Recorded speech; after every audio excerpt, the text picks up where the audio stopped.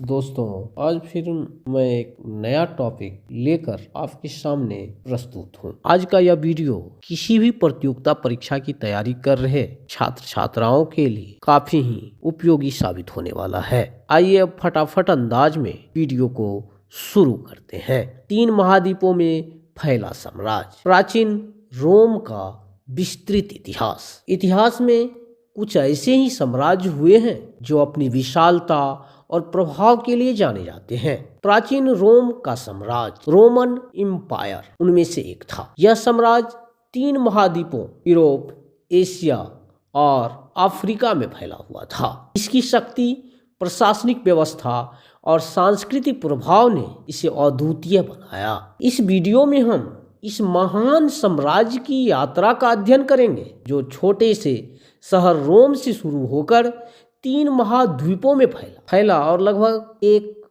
शताब्दी तक मानव सभ्यता के इतिहास को प्रभावित करता रहा। रोम का आरंभ एक छोटे गांव से साम्राज्य तक स्थापना की कथा। प्राचीन कथा के अनुसार रोम की स्थापना 1753 ईसा पूर्व में रोमुलस और रेमुस नामक 2 भाइयों ने की थी। यह एक छोटा सा गांव था जो टाइबर नदी के किनारे स्थित था। शुरुआत में यह स्थान इट्रस्कन और लेटिन सभ्यताओं के बीच बसा था। गणराज्य का युग 509 ईसा पूर्व में रोम ने राजशाही को समाप्त करके एक गणराज्य की स्थापना की। इसमें सीनेट और जनता की सभा जैसे संस्थान थे। इस युग में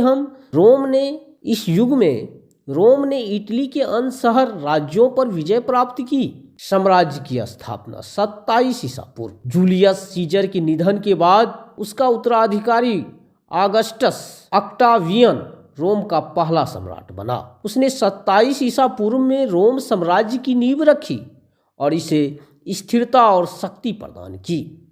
इसी समय रोम का एक विशाल साम्राज्य में बदलने लगा, जो 3 महाद्वीपों में फैल गया। 3 महाद्वीपों में विस्तार, सैन्य और राजनीतिक विजय। यूरोप में रोम का प्रभाव। पश्चिमी यूरोप, गॉल, आधुनिक फ्रांस, स्पेन और ब्रिटेन पर विजय प्राप्त करके रोम ने पश्चिमी यूरोप पर अपना अधिकार स्थापित किया। ब्रिटेन में रोम ने सड़कें, किले और नगर बसाए। पूर्वी यूरोप, यूनान और बाल्कन क्षेत्र, जो पहले हेलेनिस्टिक साम्राज्यों के हिस्से थे, रोम के अधीन आ गए। इस क्षेत्र में सांस्कृतिक और व्यापारिक गतिविधियों का केंद्र बन गया। एशिया में रोम ने एशिया माइनर, आधुनिक तुर्की, सीरिया और मेसोपोटामिया के कुछ हिस्सों को अपने साम्राज्य में शामिल किया। यह क्षेत्र रेशम मार्ग और मसाले के व्यापार के लिए महत्वपूर्ण थे। रोम ने पर्शियन साम्राज्य के साथ व्यापार और सैन्य संघर्षों के माध्यम से एशिया में अपनी स्थिति मजबूत की। अफ्रीका में रोम।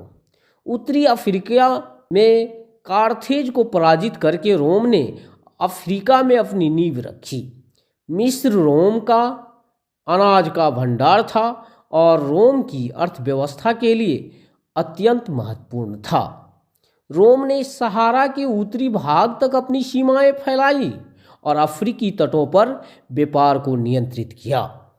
प्रशासनिक व्यवस्था। विशाल साम्राज्य को संगठित करने की कला। कानून और व्यवस्था। रोमन कानून, रोमन लॉ, पूरे साम्राज्य के लिए एक समान न्यायिक व्यवस्था प्रदान करता था। रोमन कानून ने आज के कई देशों की कानूनी प्रणाली को प्रभावित किया। प्रांतों का प्रबंधन। साम्राज्य को कई प्रांतों में विभाजित किया गया, जिनका प्रशासन गवर्नरों द्वारा किया जाता था। हर प्रांत से कर और सैनिक योगदान लिया जाता था। संचार और बुनियादी ढांचा। रोमन सड़कें पूरे साम्राज्य को जोड़ती थी और सैन्य, व्यापार और प्रशासन के लिए उपयोगी थी। रोम का डाक और संदेश प्रणाली भी अत्यंत उन्नत थी। रोमन साम्राज्य और संस्कृति। सभ्यता की धरोहर।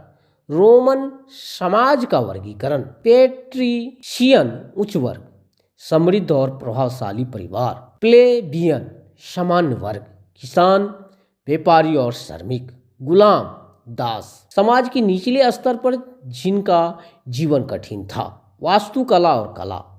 रोम के वास्तुशिल्प चमत्कार जैसे कोलोसियम, पैंथियन और एक्वाडोरस। रोम की वास्तुशिल्प चमत्कार जैसे कोलोसियम, पैंथियन और एक्वाडोरस आज भी अद्वितीय माने जाते हैं। रोमन कला में मूर्तिकला और चित्रकारी का विशेष महत्व था। धर्म और मान्यताएं।